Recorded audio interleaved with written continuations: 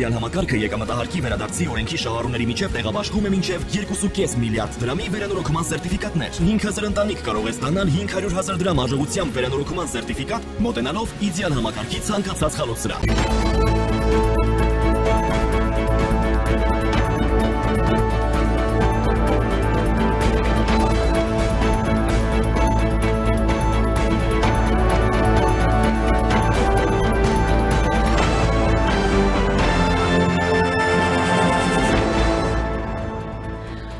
Թուրքիան գոհ է խաղաղության պայմանագրի նախագծի վերաբերյալ Ադրբեջանի ու Հայաստանի միջև ձեռքբերված համաձայնությունից Թուրքիայի ազգային անվտանգության խորհրդի նիստում քննարկվել է Ադրբեջանի և Հայաստանի միջև խաղաղության գործընթացը։ Իրանում խոսում են Հայաստանի հետ պաշտպանական համագործակցության ընդլայնման անհրաժեշտության մասին, հասունացել են Հայաստանի հետ պաշտպանական գործակցության զարգացման նախադրյալները, հայտարարել է Իրանի պաշտպանության և զինված ուժերի աջակցման նախարարը։ Մայրաքաղաք Երևանում ժամը 12:02 այսօր ուրբաթ է մայիսի 23-ը, ես Իրանուշ Պապյանն եմ։ Ուղիղ եթերում քննարկում ենք անցնող ժամերի ամենակարևոր իրադարձությունները։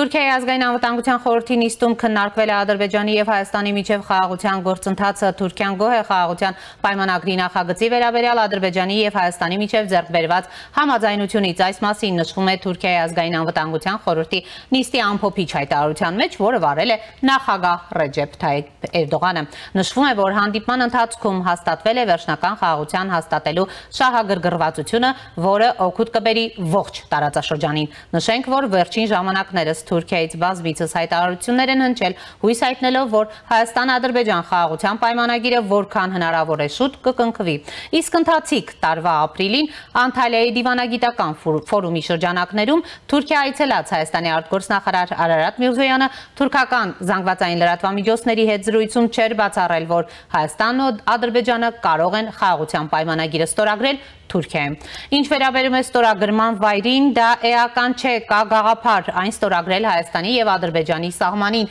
Մի քանի այլ մայրաքաղաքներ առաջարկում են իրենց ծառայությունները, ես դեռ չեմ ստացել այդ առաջարկը, չեմ բացառում որևէ տարբերակ, ասել էր նախարարը։ Լրագրողներից մեկի այն հարցին, արդյոք Թուրքիան կարող է կառուցողական դեր խաղալ երկու կողմերին մոտեցնելու համար խաղաղությանը, օրինակ առաջնորդների մակարդակով, Միրզոյանը դրական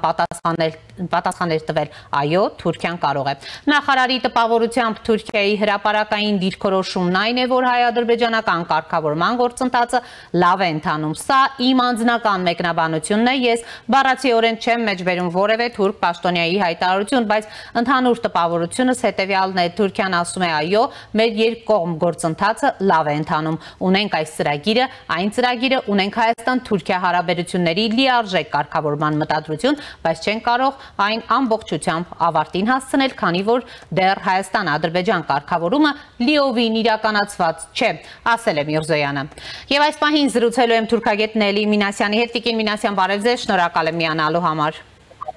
Բարև ձեզ, շնորհակալ եմ հրավերի համար։ Եվ այսպես Տիկին Մինասյան, Թուրքիան գոհ է խաղաղության պայմանագրի նախագծի վերաբերյալ Ադրբեջանի ու Հայաստանի միջև ձեռքբերված համաձայնությունից Թուրքիայի ազգային անվտանգության խորհրդի նիստում քննարկվել է Ադրբեջանի և Հայաստանի միջև խաղաղության գործընթացը, ինչպես եք գնահատում եւ Թուրքիան ինչ կարող է,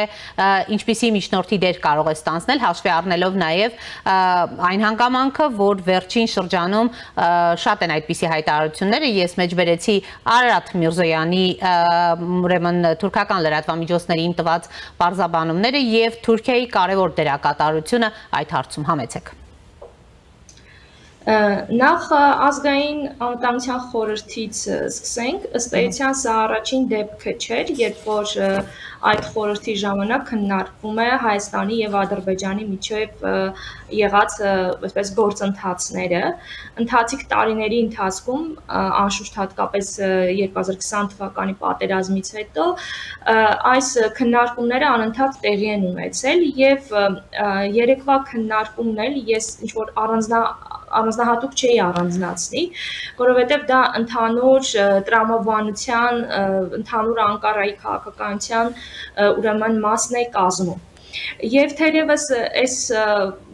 արդյոք դա ինչ է նշանակում կամ ինչ հետևանքներ կարող է ունենալ, այս հարցին պատասխանելու համար կամ գոնե սա հասկանալու համար պետքա ձեր ուրեմն տված հարցին պատասխանենք, թե Անկարան ինչ դիրքորոշում ունենա, կարող է ունենալ կամ այս ամբողջ ընթացքում ինչ դեր է խաղացել։ Նախ նշեմ, որ այս ամբողջ ընթացքում ես նկատի ունեմ դեռևս 90-ական թվականների սկզբից Անկարան եղել է այս ամբողջ գործընթացի, թե Լեռնային Ղարաբաղի հակամարտության հետ կապված, թե բնականաբար Հայաստան-Ադրբեջան եւ հատկապես Հայաստան-Թուրքիա հարաբերությունները պայմանավորելով ուրեմն Լեռնային Ղարաբաղի հակամարտությամբ ունեցել է միշտ կարևոր դերակատարում։ Դա երբեմն երևացել է, երբեմն չի երևացել։ Եվ այսօր էլ Թուրքիան շարունակում է ունենալ կարևոր դերակատարում, արդեն պատերազմից հետո ստեղծված այս իրավիճակում, եւ Անկարան ես կարծում եմ, որ այո, կարող է խաղալ դրական դեր, բայց իմ կարծիքով Անկարան ինքը այդքան չի ձգտում այդ դրական դերը խաղալու։ Շատ պարզ տեսանկյունից Ադրբեջանի վրա իրական լծակներ գործելու հնարավորություն ունի Անկարան, եւ եթե իսկապես Անկարան ցանկանա, որպեսզի այդ գործընթացը արագ ավարտվի, նկատի ունեմ Հայաստանի եւ Ադրբեջանի միջև փաստաթղթի ուրեմն ստորագրումը, Անկարան կարող է հասնել դրան, որպեսզի այդ գործընթացները արագ տեղ ունենան, եւ սրա համար ամենակարևոր ուրեմն խնդիրներից կամ հիմքերից մեկը այն է, որ օրինակ Անկարան լուրջ այսպես փաստացի բովանդակային քայլեր ձեռնարկի Հայաստանի եւ Հայաստանի եւ Թուրքիայի միջև հարաբերությունների ուրեմն կարգավորման համար, որը ստեղծված այս իրավիճակում, երբ որ մենք տեսնում ենք Ադրբեջանը բոլոր հնարավոր ու անհնարավոր այսպես միջոցներով փորձում է չստորագրի այդ փաստաթուղթը կամ ուրեմն ժամանակ ձգձգել, Անկարան կարող է այստեղ ունենալ կարևոր դեր, բայց միաժամանակ պետք է նշել, որ Անկարան կոնֆլիկտի հենց ամենասկզբից էլ միշտ կողմնակալ քաղաքականություն է վարել եւ իմ կարծիքով այսօր էլ դեռ շարունակվում է այդ կողմնակալ քաղաքականությունը։ Տիկին Մինասյան, տեսակետ կա, որ այո, Անկարան կարող է օրինակ միջնորդի դեր ստանձնել կամ ինչպես դուք եք ասում, իր լծակներն օգտագործել Ադրբեջանի վրա, բայց նույն խաղաղության պայմանագրի հետ կապված Ադրբեջանի եւ Թուրքիայի այսպես ձգտումները, կարծիքները հակոտնյա են։ Գիտեք, ես համաձայն չեմ այդ տեսակետի հետ, այո, ես գիտեմ այդ տեսակետը։ Տեսեք, Թուրքիան եւ Ադրբեջանը բազմաթիվ հարցերում, վերջին շրջանում գրեթե բոլոր հարցերում, իրենց արտաքին քաղաքականությունը այսպես շատ համահունչ են դարձրել, շատ համադրելի է նրանց։ Անկամ եթե ուշադիր նայեք վերջին տարիների ուրեմն միջազգային իրադարձությունների հետ կապված, ամենատարբեր, ես կարող եմ օրինակները բերել եւ Մերձավոր Արևելքից, եւ վերջին Պակիստանի հետ տեղ ունեցած իրադարձություններից եւ այլն, նրանք այսպես համակարգված քաղաքականություն են իրականացնում։ Այս հարցը բացառություն չէ, հակառակ այս հարցը առանցքային է։ Այսինքն Հայաստանի Հանրապետության հետ կապված քաղաքականությունը նրանց երկուսի մոտ կա իմ կարծիքով համադրելիություն։ Նրանց շահեր այդ հարցում համընկնում են եւ ես համաձայն չեմ այն տեսակետների հետ, որ Անկարան ուրեմն Բաքուն չի ցանկանում պայմանագիր կնքել, բայց Անկարան ցանկանում է, որ այդ պայմանագիրը շուտ լինի։ Ես կրկնեմ, Անկարան ունի շատ մեծ լծակներ Բաքվի վրա ազդելու համար։ Եվ տեսեք, երբ որ անհրաժեշտությունը լինում է, Էրդողանը հիշեցնում է Բաքվին, թե նա ինչպես է հասել այսօրվա իրավիճակին։ Եվ այս շատ լուրջ խոսքեր են ու դրանց տակ դրված են լուրջ համակարգեր ու գործողություններ։ Հետևաբար, եթե Թուրքիայի հարավկովկասյան ռազմավարությունը այս պահին իսկապես գնում է նրան, որպեսզի լինի այստեղ կայունություն, եւ իր մասնակցությունը այն չափով, ինչ չափով որ այստեղ կա, ուրեմն ինքը պետք է գնա, ուրեմն մենք պետք է տեսնենք տեսակ փաստացի հիմքով, որ Ադրբեջանը եւս այստեղ քայլ կատարի։ Միանշանակ Ադրբեջանը ինքնուրույն չէ իր հատկապես արտաքին քաղաքական որոշումների մեջ։ Տիկին Մինասյան, այս առումով ինչ է սպասվում հայ-թուրքական հարաբերություններին, մենք գիտենք Միրզոյանի գնահատականը, որն ասում էր Հայաստան-Թուրքիա հարաբերությունների լիարժեք կարգավորման մտադրություն կա, բայց չենք կարող այն ամբողջությամբ ավարտին հասցնել, քանի դեռ Հայաստան-Ադրբեջան կարգավորումը լիովին իրականացված չէ։ Տեսեք, իրականում, այո, փաստացի Միրզոյանը ասել այն, ինչ որ գոյություն ունի, բայց տեսեք, մենք նույն շրջանակի մեջ ենք հայտնվում, ինչի մասին որ խոսում ենք, այսինքն մի գործընթացը պայմանավորվում է նրանով, մյուս գործընթացը պայմանավորվում է նրանով, այսինքն հայ-թուրքական հարաբերությունների կարգավորումը պայմանավորվում է Հայաստանի Ադրբեջանի միջև փաստաթղթի ստորագրմամբ, սա էլ պայմանավորում է հայ-թուրքական հարաբերությունների կարգավորումը։ Այս ուղղակի մի հատ, չգիտեմ, շրջանակ է, որի մեջից դուրս գալը իրականում շատ դժվար է, որտեղ այս պահին դա կախված չէ Հայաստանից։ Հայաստանը բազմիցս արդեն հայտարարեց, որ անգամ գործնական քայլերով, զիջումներով, ըստ էության, գործընթացը որպեսզի այն հասնի ավարտին, եւ նաեւ ավելի մեծ շեշտադրում դնելով ըստ էության այս համատեքստում Թուրքիայի հետ հարաբերությունների կարգավորումը, բայց մենք չենք տեսնում դրական։ Այստեղ եթե իսկապես Թուրքիան շահագրգռված է, մենք էլի վերադառնում ենք մեր առաջին հարցադրմանը։ Իսկապես եթե Թուրքիան շահագրգռված է, ուրեմն տեսեք գործընթացին լավագույնս խթանելու համար Հայաստանի Ադրբեջանի միջև եղած լավագույն, ամենալավագույն խթանը դա հայ-թուրքական հարաբերությունների որոշակի դրական քայլեր կատարելն է։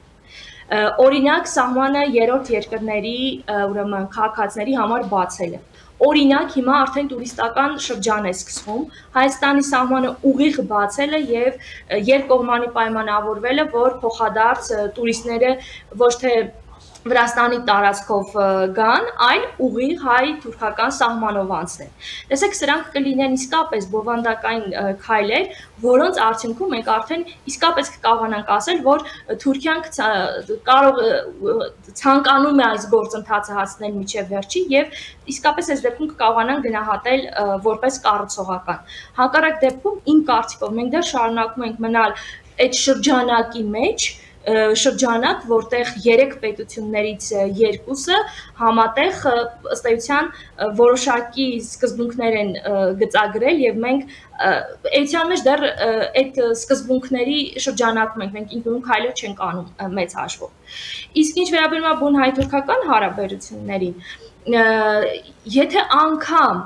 ենթադրենք վաղը ստորագրվի Ադրբեջանի եւ Հայաստանի միջև փաստաթուղթ, ես չեմ կարծում հայ-թուրքական հարաբերությունների կարգավորումը արագ տեղի կունենա։ Գուցե Թուրքիան գնա սկզբնական շրջանում անգամ ոչ թե սահմանի ամբողջական բացմանը եւ դիվանագիտական հարաբերությունների հաստատմանը, այլ ավելի շուտ ձեռք բերված երկու պայմանավորվածությունների կատարմանը, որոնք էության մեջ դեռ չեն նշանակում հարաբերությունների հաստատում։ Եվ ավելի փոքր քայլերով եւ այս ճանապարհին ես չեմ բացառում, որ Թուրքիան կրկին անդրադառնա նախորդ նախապայմաններին եւ կրկին էլի նոր խնդիրներ առաջ քաշի։ Սա ըստ էության կախված կլինի ավելի շատ թե աշխարհակահական ինչ իրավիճակ կձևավորվի մեր տարածաշրջանում հետագայում եւ թե հատկապես ուժային երկու այսպես կենտրոնները, կոնկրետ Վաշինգտոնը եւ ուրեմն Մոսկվան ինչ դերք փորձեն ստանձնել այս գործընթացում։ Տիկին Մինասյան, տեսակետ կա նաև, որ վերջնական խաղաղություն ասելով Թուրքիան իրականում հասկանում է այդ միջին միջանցքը, այդպես է թե ոչ դա։ Ես կարծում եմ այո, մենք այսքան խոսեցինք այս process-ի ձգձգման մասին, բնականաբար պետք է փորձենք հասկանալ, թե որոնք են հիմքերը այս process-ի ձգձգման, որտեղ փաստացի ձգձգման կարևոր լծակներ կամ խնդիրներ չկան այս պահին, եւ դա այո, ես կարծում եմ միջին միջանցքի հետ է կապված, որը որքան էլ Թուրքիայի տարբեր պաշտոնյաներ փորձեն ներկայացնել որպես առևտրատնտեսական կարևոր նախագիծ, որը կարող է ուրեմն արդյունավետ լինել եւ մեծ շահույթներ բերել տարածաշրջանի բոլոր պետություններում, իրականում այդպես չի։ Եվ ավելի շատ Թուրքիան այստեղ ռազմավարական խնդիրներ է դրել։ Ինչ ասեմ, որի մեջ նաև Ադրբեջանին է ներգրավել։ Իսկ Ադրբեջանի համար այստեղ գլխավոր այսպես շահույթը այս բառը օգտագործեմ կլինի Նախիջևանի հետ ուղիղ կապի հաստատումը։ Փաստացի դա Թուրքիայի ռազմավարական ծրագիրը թուրքախոս աշխարհի եւ մասնավորապես թուրքական պետությունների կազմակերպության հետագա ինստիտուցիոնալացման հետ կապված։ Այո, ես կարծում եմ, որ ամենակարևոր խնդիրը հենց միջին միջանցքն է։ Շնորհակալ եմ Տիկին Մինասյան։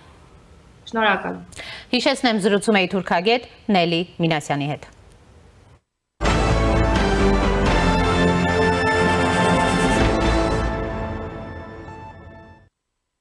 Մայիսի 20-21-ը պաշտոնական այցով Հայաստանում էր Իրանի պաշտպանության և զինված ուժերի աջակցման նախարար Ազիզ Նասիրզադեն, որը Հայաստան էր ժամանել Հայաստանի պաշտպանության նախարար Սուրեն Պապիկյանի հրավերով։ Կողմերը հանդիպման արդյունքներով ստորագրել են համագործակցության հուշագիր։ Այսացից հետո Իրանի պաշտպանության և զինված ուժերի աջակցման նախարարը հայտարարել է հասունացել են համագործակցության զարգացման համար պայմաններ և մենք Հայաստանի պաշտպանության նախարարին հրավիրում ենք իրան ծանոթանալու մեր երկրի պաշտպանական ներուժին։ Իրանական մեհր գործակալության հետ զրույցում նա արդյունավետ է համարել Հայաստանի բարձրաստիճան պաշտոնյաների հետ հանդիպումները նշելով, որ բանակցություններում քննարկվել են պաշտպանական ու տնտեսական բնույթի հարցեր։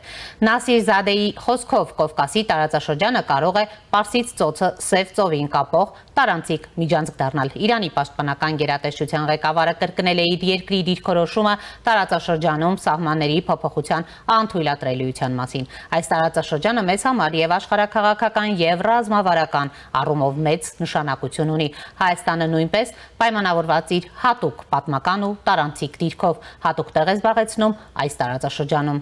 Մենք, ինչպես նախկինում, հայտարարել ենք դեմ ենք աշխարհաքաղաքական եւ պատմական սահմանների ցանկացած փոփոխության եւ այդ հարցը հայկական կողմի հետ բանակցություններում քննարկել ենք, հայտարարել է Նասիրզադեն։ Նշենք, որ վերջին տարիներին Հայաստանի ու Իրանի միջև քայլեր են ձեռնարկվում նաեւ պաշտպանական ոլորտում համագործակցության զարգացման ուղղությամբ, մասնավորապես տեղի են ունենում երկու երկրների պաշտպանական գերատեսչությունների ղեկավարների փոխայցեր, իսկ ընթացիկ տարվա ապրիլի 9-ից 10-ը համատեղ զորավարժություններ են անցկացվել, որի ընթացքում Հայաստանի զինված ուժերի ստորաբաժանումները գործողություններ են կատարել Հայաստանի տարածքում, Իրանի զինված ուժերի ստորաբաժանումները Իրանի տարածքում։ Իդեպ, երեկ Հայաստանի Հանրապետությունում Իրանի դեսպան Մեհդի Սոբհանին անդրադառնալով Զանգեզուրի միջանցքի մասին Իլհամ Ալիևի հայտարարություններին նշել է, որ ոչ մի հարց չի կարելի զոռով լուծել եւ որ Զանգեզուրի միջանցք չի լինելու։ Հյուրս իրանագետ Արմեն Վարդանյանն է։ Պարոն Վարդանյան, բարև ձեզ, շնորհակալ եմ հրավերն ընդունելու համար։ Պարոն Վարդանյան, նախ առաջ անդրադառնանք գանք վերջից, հա, ոչ մի Զանգեզուրի միջանցք չի լինելու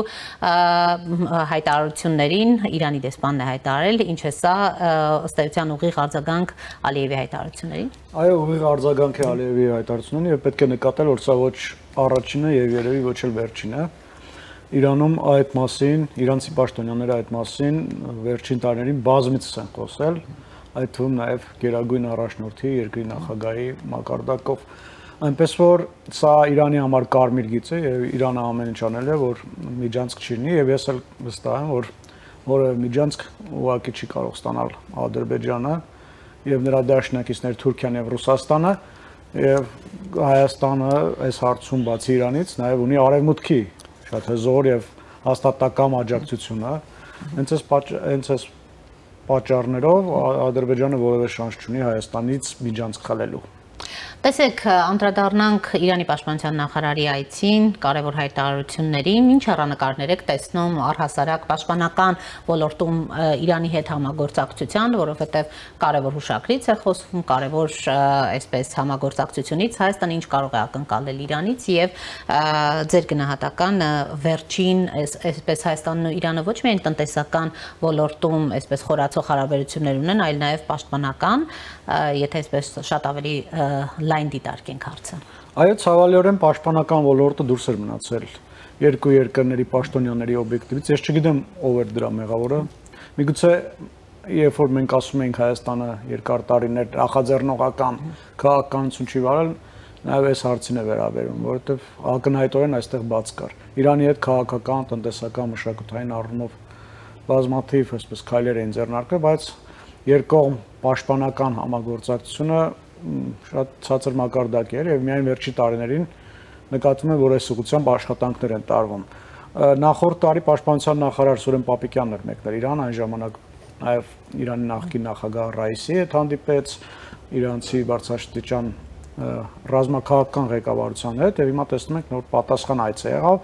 եւ հիմա էլ Նասիրզադեն նորից խոսում է որ պետք է եւս մեկ անգամ պաշտպանության Հայաստանի պաշտպանության նախարարին հրավիրեն իրան եւ սա խոսում է այն մասին որ կողմերի միջև կա վճռականություն, կա ցանկություն պաշտպանական գործակցությունը զարգացնելու այս ուղղությամբ մենք ինչքան շատ աշխատենք դա միայն մեր օգտին է լինելու պետք է գործակցենք բոլոր հնարավոր այսպես բարեկամ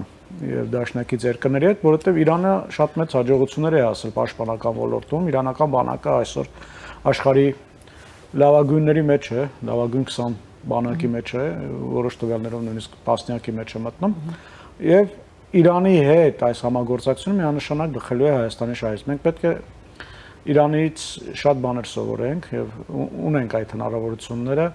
Իրանում էլ նաեւ Հայաստանը լրջորեն Հայաստանի կողմից հետաքրքրված էին Հայաստանի կողմից իսրայելական ԱԹՍ-ների դեմ պայքարը, ինչպես ենք պայքարել 44 օրյա պատերազմում եւ այլն։ Մի խոսքով երկում հետաքրքրություն կա ռազմական պաշտպանական ոլորտում, ճիշտ համագործակցությունը զարգացնելու եւ պետք է խորացնենք այս հարաբերությունները։ Տեսեք, վերջերս էլ անվտանգության խորհրդի քարտուղարներ Իրանում Գրիգորյանը Իրանի անվտանգության խորհրդի քարտուղարի հետ հանդիպման հայտարարեց, որ թույլ չեն տա երրորդ երկրներին խաթարել հայ-իրանական հարաբերությունները ու մեր ուղղված այս ակնարկը։ Առաջերտին կարծում եմ հասցեատերը Ռուսաստանն է, որովհետեւ Ռուսաստանի կողմից նաև Հայաստանի դեմ տարվող հիբրիդային պատերազմի շրջանակներում փորձում է այսպես սեփ խրել հայ-իրանական հարաբերություններում։ Այսինքն իրանցի պաշտոնյան կոնկրետ ակնարկեց Ռուսաստանը։ Իրանցի պաշտոնյան միգուցե նաև ԱՄՆ-ին է ակնարկում, բայց նաև Ռուսաստանին, մի քանի երկրների է, մի քանի երկր, ասած որոշ երկրների, այսինքն կոնկրետ մեկ երկրի չէր վերաբերում, բայց ես տեսնում եմ, որ Ռուսաստանի կողմից կա հստակ միտում այսպես քարն է տել հայ-իրանական հարաբերությունների վրա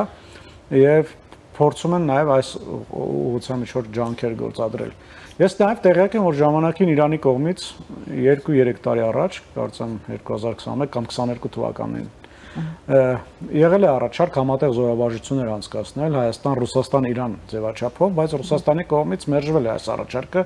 եւ Ռուսաստանում այդքան էլ ողջորված չեն հայ-իրանական հարաբերությունների խորացմամբ ռազմական ոլորտում եւ ժամանակ առ ժամանակ նաեւ այս ուղղությամբ ինչ որ քարոզչական հնարքներ են գործում, քարոզչական պատերազմ է տարվում եւ տեսանելի է որ սրան Ռուսաստանը խանդով է վերաբերում։ Ինքը իրեն համարում է այս տարածաշրջանի տերը, Հայաստանի տերը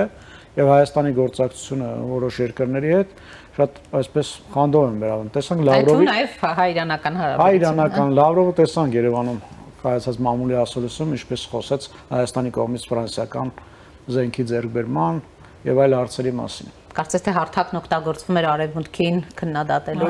Այո։ Պարոն Վարդանյան, տեսեք, անդրադառնանք նաեւ Իրան-Ադրբեջան հարաբերություններին, վերջին տարիներին դրանք բավականին լարված էին, հիմա նրանք համատեղ զորավարժություններ են անում, սառույցը հալվել է։ Իրան-Ադրբեջան հարաբերությունների բնույթը էությունը հենց այդպեսին է։ Իրենք երբեք այդ հարաբերությունները երբեք չեն եղել միագիծ։ Դրանք միշտ եղել են զիգզագաձև, անընդհատ վայրեջքներով եւ վերելքներով լի են եղել այդ հարաբերությունները այս 30 տարիների ընթացքում։ Մենք տեսնում ենք այդ հարաբերությունները շատ վատացել են, ընդհանուր բողոքի նոտաներ են հղվել դեսպաններին, շատ լրջորեն այսպես հարաբերությունները խաթարվել են, բայց ժամանակ առ ժամանակ նաեւ կողմերը գնում են հարաբերությունների բարելավման։ Հիմա նրանց մոտ, այո, այդ բարելավման փուլն է, 3 կամ 3 չառաջալով տեղեկատվություն եղավ, որ Իրանում Ադրբեջանի դեսպանատան վրա հարձակում գործած անձին են մահապատժի ենթարկել եւ Ադրբեջանը բավականին ողջորված են այս փաստից։ Բայց սա նշանակում է, որ բայց սա չի նշանակում, որ միշտ այդպես լավ է լինելու իրենց հարաբերությունները։ Չի բացառում, որ հենց վաղներ ինչ որ մի խնդիր լինի, որովհետեւ իրենց մեջև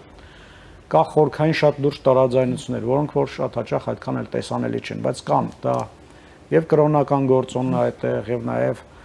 էթնիկական մի խոսքով շատ լուրջ խորքային տարաձայնություններ կան, որոնք ժամանակ առ ժամանակ այսպես դուրս են սպրտվում, ջրի երես են դուրս գալի, բայց նաեւ կողմերը տնտեսական առումով բավականին լավ համագործակցություն ունեն եւ այս դաշտում փորձում են կոմպենսացնել քաղաքական հարաբերություններում առկա խնդիրները։ Իսկ հայ իրանական հարաբերությունները, շատերը գնահատում են գերազանց, շատերը ասում են ավելի մեծ համագործակցության հնարավորություն կա, մենք ամբողջ պոտենցիալը ողջ ծավալով չենք օգտագործում։ Իհարկե, միշտ էլ կարելի է ասել, որ միշտ էլ պետք է ասել, որ չպետք է ամբողջովին գոհ լինել, բավարարված լինել։ Իրականում աշխատանքի շատ տեղ կա, այդքան խոսում ենք տնտեսական հարաբերություններից, բայց երկկողմ ապրանքաշրջանառության ծավալները այդքան էլ գոհացուցիչ չեն։ Չնայած վերջին ժամանակներս վերջերս ուժի մեջ մտավ Իրանի եւ ԵՏՄ-ի միջև ազատ առևտրի ռեժիմը եւ դրանից հետո ենթադրում է, որ երկկողմ ապրանքաշրջանառության ծավալներն կմեծանա։ Տեսնենք Հայաստանի եւ Իրանի պաշտոնյաները շատ բարձր նշաձող են սահմանել, փորձում են արդեն $1 միլիարդ անցնել եւ հուսով եմ, որ մոտակա ժամանակներս այս ցուցանիշին մենք կհասնենք։ Նույն տնտեսական հարաբերությունների խորացման հետ կապված ավելի շատ խնդիրը հայկական թե իրանական կողմի մեջ է, պարոն Վարդանյան։ Խնդիրները բազմազան են, կոնկրետ մեզ հետ կապված չեն։ Առաջին ամենամեծ խնդիրն այն է, որ Իրանի տնտեսությունը փակ տնտեսություն է, պրոտեկցիոնիստական տնտեսություն է, դա ենթադրում է, որ արտասահմանից ներկրվող ապրանքների վրա բարձր մաքսատուրքեր են սահմանում, Իրանը փորձում է պաշտպանել իր շուկան, մանավանդ այն ապրանքները, որ ինքը արտադրում է, որը որ չի արտադրում, որի կարիքն ունի, դրա համար խնդիր չեն ստեղծում, բայց այն ապրանքները, որոնք որ ինքը արտադրում է, դրա համար բարձր մաքսատուրքեր են սահմանում եւ Հայաստանի եւ նաեւ մնացած երկրների համար, ոչ միայն Հայաստանի համար շատ դժվար է իրանական շուկա մտնել։ Հիմա, քանի որ արդեն ուժի մեջ է մտել ազատ առևտրի ռեժիմը, այլևս կարծեմ զրոյական մաքսատուրք պետք է սահմանվի սահմանի վրա եւ դա որոշակիորեն կբարելավի հայ-իրանական հարաբերություններում, տնտեսական հարաբերություններում արկա ցուցանիշները։ Չնայած էլի այսքանով անդրց էլի խնդիրներ կան, որովհետեւ այն ապրանքները, որ մենք ենք արտադրում, Իրանում մեծ հաշվով դրա կարիքը շատ չունեն։ Ասենք ալկոհոլային խմիչքներ ենք մենք արտադրում, Իրանում ընդհանրապես արգելված է ալկոհոլային խմիչքները։ Եվ ասենք կամ այլ ապրանքների տեսակների մասում չունեն դրա կարիքը իրանք։ Մի խոսքով, բայց անկախ ամեն ինչից աշխատելու տեղ կա, միշտ էլ գործակցություն կարելի է զարգացնել։ Շնորհակալ եմ, պարոն Վարդանյան, զրույցի համար։ Առաջինի տաղավարում զրուցում է իրանագետ Արմեն Վարդանյանի հետ։ Այժմի համար այսքանն էինք նախատեսել, հետևեք մեր թողարկումներին, կհանդիպենք։